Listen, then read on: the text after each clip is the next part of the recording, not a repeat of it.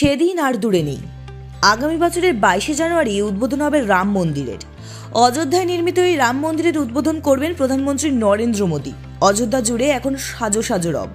আয়োজনের কোথাও কোনো খামতি রাখা হচ্ছে না। রাম মন্দিরের উদ্বোধন হবে যে জাঁকজমকপূর্ণভাবে তা আর বলার অপেক্ষা রাখে না।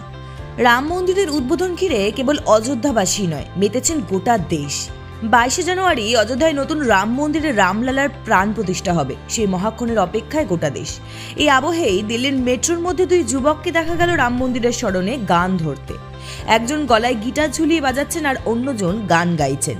মেট্রোর মধ্যে দুই যুবকের অনবদ্য প্রতিভাকে সমর্থন জানিয়ে তাদের উৎসাহ দিচ্ছেন বাকি যাত্রীরা। কেউ কেউ আবার ফোন বের করে ভিডিও করছেন। দেখুন সেই ভিডিও। मंदिर अब बनने लगा है, भगवा रंग चढ़ने लगा है। मंदिर जब बन जाएगा सोच नजारा क्या होगा।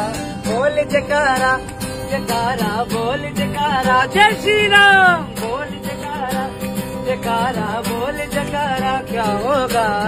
मंदिर अब बनने लगा है, भगवा रंग चढ़ने लगा है।